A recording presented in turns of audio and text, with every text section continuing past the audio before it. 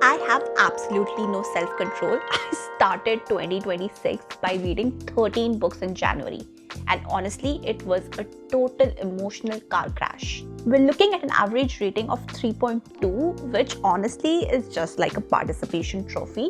I read in total 4560 pages, which, for context, it's like reading the Apple terms and conditions 4 times, yes, but with more spice and fewer software updates. So let's start with the good, the bad, and the ugly.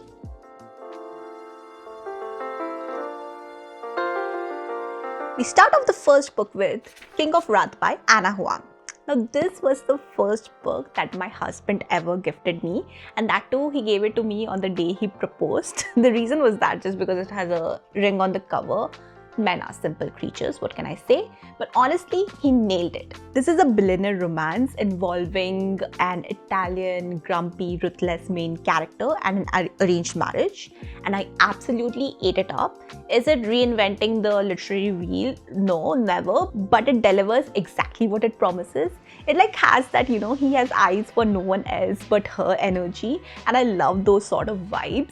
I ate it up in one single night. I binge read it. If you're in a reading slump and you want something which is like a minds off, but a fast-paced, nice, romantic, the sort that gives you butterflies kind of romance with the grumpy sunshine energy, pick this book up. 5 stars, and the award it gets is the Unpassable Award. From a book that I read in a day to a book that felt like it was never ending, I'm talking about The Vesting Game by Ellen Raskin. The setup of this book is very cool. There are 16 people who are kind of fighting for an inheritance. But imagine 16 people and under 250 pages. I need a spreadsheet and a shot of espresso just to remember who is who. I never connected with any of the characters, so by the end of it, I really didn't care who won it. I just wanted to be released from this book script. This is for people who like logical puzzles and clue kind of vibe, but if you want some character depth, you should probably skip this book. 2 stars from me, and the award it gets is Too Many Crooks Spoil the Plot Award. Next, we have a book which has a very interesting narrator. It is narrated by a Labrador called Prince. Yes, it's The Last Family in England by Matt Haig. On paper, this sounds adorable. It's framed like a bedtime story which is told by a dog who's trying to save his humans. But in reality, the tone of this book was all over the place. You expect a wholesome animal tale, but what you get is this dysfunctional family drama and actually really dark themes. I found the pacing of the book very uneven, and even though the dog's POV is very cute, the actual human characters in this book were so insufferable that it was just painful to go through it. By the end of the day, it wasn't a bad book. It was just very forgettable, and it was a mixture of dark themes and fluff, which kind of didn't sit so well together for me. To be honest, if the narrator was not this dog, I would have probably DNF'd it. 3 stars. The award it gets is Good Boy, Bad Humans Award. And now we arrive at the disaster. Yes, it's KK by Vaishnavi Patel. I am actually seething. I read over 500 pages of this book and I'm ready to file a restraining order on behalf of Ramayana. The book tries so hard to be a girl boss anthem that it doesn't understand that in order to make a female character look better, you do not need to character assassinate a hero. The main character Ram, who's this virtuous ruler, they literally turn him into this misogynistic ruler, and just to show that KK is good in comparison. It's lazy, it's disrespectful, and honestly a total fabrication. The author even whitewashed the main villain Ravana into this misunderstood dad. You cannot take a 2000-year-old epic and completely flip the moral compass upside down and call it a female retelling. If you respect the source material of this book will make your blood boil just like me. I'm giving it a 1 star, and honestly, that's a generous 1 star. The award it gets is the Worst Book of the Month award. Now we move on to a book that Book Talk was fighting over last year. It's Say You Remember Me by Abby Jimenez. And I have to honestly say, despite the negative reviews this book got, I was very hooked in the first part of it. The main characters of this book fall in love, but they are going through major life struggles. The mom's like the girl's mom, she's facing Alzheimer's or memory loss, and the guy has this huge loan in a new business he has started, and somehow they have to make a long distance relationship work. Now, as someone who has done a long distance relationship for quite a long while, I have to give credit where it's due. The angst in this book, it felt real. It very perfectly captures the feeling of missing someone when they're not next to you. But the second half of the book gave me like major financial anxiety. Like, imagine you're drowning in debt, your mother needs like this special medical care, which is like good for her. She needs to be transferred into this, hospitals which costs a lot of money, or needs a full-time daycare, and you are like in loan, you have started a new business, and on top of all that, they decide that now is the best time to remodel a house. On top of that, they put in like this weird subplot where the dad is cheating on the sick mom, and the book somehow tries to justify it. Like, it wasn't a bad book, but I really wanted to swoon a lot over this couple.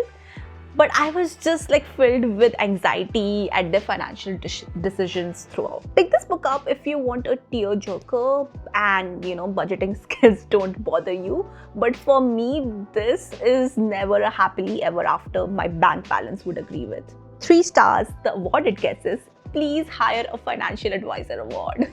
Next up, we have one of the smartest books on the list, which is I, Robot by Isaac Asimov. This isn't just a random collection of short stories. It's brilliant interlinked narrative that all hinges on the basic fact of 3 laws of robotics. The book acts like a series of logic puzzles which kind of builds up on the last story, and where basically either the code goes wrong or something, you need to focus on what went wrong with the logic or how to solve it to get to the solution that you want. As someone with a background in coding, I absolutely geeked over this book.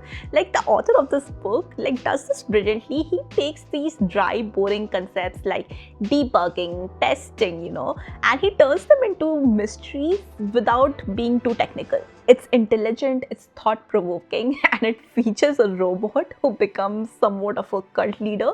Absolutely my favorite part. If you love anthologies, or if you like to see strict rules getting broken in clever ways, this is the perfect book for you. 4 stars. The award it gets is debugging is my personality trait award. From a smart book now to a book that to me was totally senseless. I'm talking about The Laws of the Skies by Gregor Couture. I had huge expectations from this book. The premise of the book gave me Battle Royale vibes, but with 5-year-old kids. I was hoping for a dark, suspenseful survival horror. Instead, what I got was a book that was so difficult to sit through. Not because of the gore, but because of the bore. The book basically follows a group of kindergartners who go onto a camping trip and things suddenly go very wrong, kids just start dying. But the horror of it just went away from me, when the main villain of the book was this a 5-6-year-old kid called Enzo, and I refused to believe that such a small child was capable of this manipulative, calculative destruction. It felt like the Lord of the Flies mixed with Final Destination, but devoid of any logic. I feel like the book, it wasn't even just trying to scare anyone, it was just trying to shock you. 2 stars. The award it gets is Nap Time is Mandatory award. Next up, we have A Court of Wings and Ruin by Sarah J. Maas. Honestly, I don't think this book could have gotten any better. After finishing the second book, The Court of Mist and Fury, I thought, what next? Now the yearning is over, what will actually be there to keep me hooked through the next part, other than Rhysand, of course. But this finale was so good that I binged around 700 pages of this book in just a weekend. I love all the characters so much. By the time I have reached this book, I did not want any of them to die in the war. Honestly, this is a book that kind of makes me, kick my legs and hoot like a teenager. And we have to talk about the main character, Feyru. I feel her character develops a lot through the stories. I read the first part and her character was very insufferable, and I felt like it kept getting better and better. And they did it without changing her core character, and it developed into a very strong personality. I really appreciate reading about such strong female characters. Overall, this series was so much fun, and oh my god, Riz, stop being so perfect. 5 stars, 5 stars, 5 stars. The award it gets is Rhysand Druid Real Men For Me Award. And then we have the novella, which bridges between the last book of War and the future spin-offs, which is A Court of Frost and Starlight by Sarah J. Maas again. If we are being honest, this book just exists to milk the series. Like, it's like, what, it's 272 pages of shopping. Like, there is no war, there are no stakes, there is nothing major going on. Like, this whole story is about like this group of friends buying gifts for each other. This to me feels like a Hallmark Christmas movie. Was it needed? No. Did it really add to the lore? Not really. But I am weak. Like, by this point, I'm so attached to these characters that just reading about them buying gifts for each other, I felt it was cute. Like, it's all fluff, but if you have reached to this point, you're probably just gonna read it anyways. 3 stars, the award it gets is the High Lord of Retail Therapy Award.